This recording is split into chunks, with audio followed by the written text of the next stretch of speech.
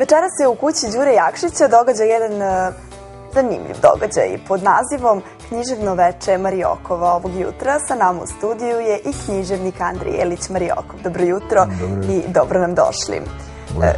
Vi ste ovdje da najavite promociju svoje nove knjige, koja je jako interesantna, okarakterisana je kao neka istraga, ali tako? Pa ne, ja sam se to malo šalio, najavljujući ovo večer, to je ozbiljna knjiga ritmovanih, kako ih ja zovem, rimovanih pesama, ali je to malo, da se malo zanimljivijim napravi sama ta promocija, da ne bude klasična. Ja sam to nazvao književnim slučajem Mariokov. To će se odigrati, kao što ste rekli, u kući Đure Jakšića. Učestvovat će književni kritičari Dušan Stojković i Mileta Ćimović-Ivkov, koji su ovdje istražitelji sad u ovom slučaju.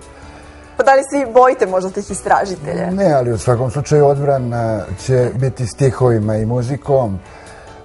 Stihove će kazivati glumac Rale Milenković i recitator Vico Dardić. Tu će biti... Petar Kralj? Ne, Petar Kralj, nažalost, neće biti. Nije zauzet. Dragan Mlađenović Šekspir iz ansambla Renesans će odsvirati dve pesme iz ove knjige koje su komponovane sa jednim čudnim srednjevekovnim instrumentom. Ne znam, njenjere se zove na mađarskom taj instrument. Čudestan instrument na navijanje. I verujem da je jako zanimljiv. Pa ja sam jednom slušao izvođenje te dve pesme, meni se dopalo kako to zvuči. Zašto naziv vaše knjige glasi Pokrstice? Pa Pokrstice je starinski vez, a Pokrstice znači množina. Ovo bi trebali da budu neki starinski vezovi, pošto su ove pesme naslonjene na tradicionalnu poetičku formu. Znači, to su uglavnom dvanaesterci i lomljeni dvanaesterci i deseterci u ovoj knjizi. Naravno, nadam se o savremeni. Što očekujete od ove knjige? Pa, ovo je u stvari na neki način i jedan od izbora iz moje poezije, tako da neke od ovih pesama već su poznate i ušle su i u antologije i u narod. Po vašem mišljenju, da li je potrebno stati u odbranu poezije? Pa treba stati u odbranu položaja knjige, pre svega kulture. Ako išta treba braniti, poezija se brani sama. Poezija je stvar elite, uglavnom duhovne. Ona naravno korespondira i sa najširim slojevima, ali uglavnom uvek je to bilo tako. Ona je bila... Koliko je za pesnika bitno da bude u sazvučju sa maternjim jezikom? Šta mislite o tome? Mislim da je to osnovno. Poezija izvire iz samog jezika, ona u njemu živi, ne može živeti u tuđim jezicima, pomešanim jezicima. Mada se i to sada sve u literaturi meša. Vi ste već proslavljeni pisac i poznat, pa kako, pa dobro, vi ste sada lažno skromni, moram reći. Ne, malo je to mnogo. Ja sam poznat pisac. Recite mi, kako održavate tradiciju? Kako mislite? U svojim pesmama. Pa ona se sama pojavljuje, ja je puštam da unutra živi. Mislim da bez ukorenjenosti, drvo ne raste u vazduhu, nego iz korena. Da. Znači, mora imati, svaki pesnik mora imati korenu u svojoj kulturi, svom jeziku, u svojoj tradiciji, na kraju književnoj. Vi ste radili kao profesor i kao urednik u raznim ustanovama kulture, pa me zanima ta vaša komunikacija sa ljudima, da li vam je ona davala možda inspiraciju ili je to ipak bilo super? Pa to je više teret jedan, ali ta komunikacija u svakom slučaju je značajna. Ove godine je tribina Večeri kod Vuka koju ja uređujem od 1999. u Vuku Karadžiću dobila je Zlatni Beočuk grada Beograda za trajni doprinos kulturi Beograda. Tako da je, ako je već nagrađena tako jednom nagradom visokom, ja se nadam da sam tu nešto uradio na popularizaciji književnosti. Naravno, srećući se sa svim tim ljudima koji su, to je bilo preko 400 tih programa za tih 11 godina, ta komunikacija svakako je blagotvorna i za lično bavljenje, pisanje. Vaša poezija je prevođena na više stranih jezika.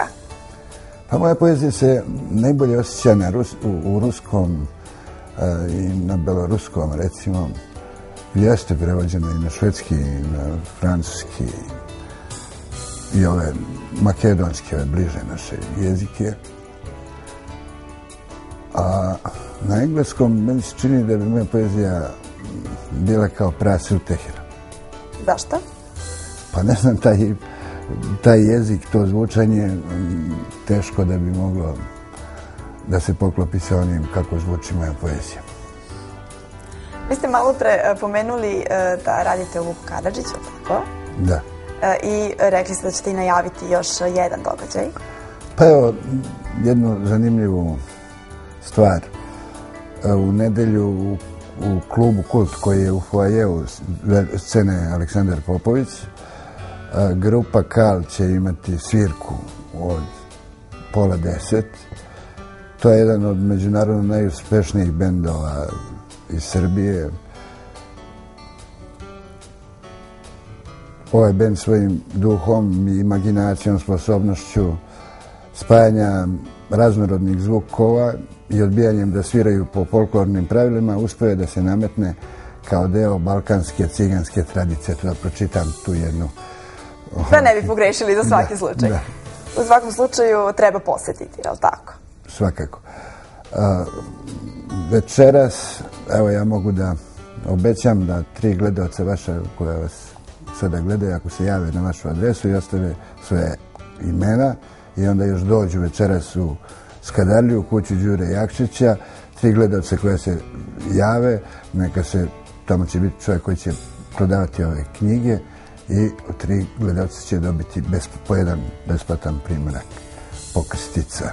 Naravno, svi koji se budu javili na jutro@happytv.rs dobit će po jednu knjigu, to je prva 3 gledalaca, je li tako? Ali pod uslovom da dođu i u Skadarliju, tamo će ih preuzeti. Naravno. Recite mi, ja samo vas moram još jedno pitanje da pitam, vi ste dobitnik brojnih nagrada. Pa kada pogledate unazad, kako vam sve to deluje? Pa dobro, nisam se baš ni pretrgao u dobijanju tih nagrada, ali sam dobio neke važne. Pa dobro, dobio sam nagradu Milan Rakić, koja je recimo jedna od najznačajnijih nagrada za poeziju. Nedavno sam dobio i pre godinu, 2 dana, pečat Varoši Sremsko-Karlovačke, to žastveno zvuči ta nagrada. Dobio sam i još nagrada, ali i nagrada na kraju krajeva ima i dosta sada.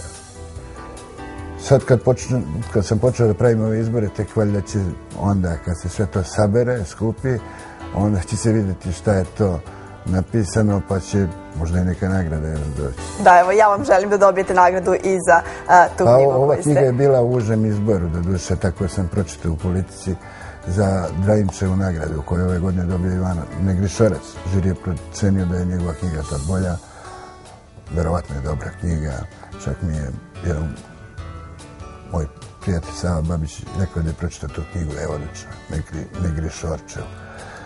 Tako da... Dobro, možda neka druga nagrada, nikad se ne zna. Da, ima nagrada dosta, ako žiri bude pažljiv, možda mi dodeli neku. Hvala vam najlepše, mi se vidimo večeras na promociji i ja verujem da će biti jako zanimljivo. Hvala još jednom najlepše. A sada za najmlađe gledalce imamo jedan crtač, mala dečica su već navikla na Hello Kitty.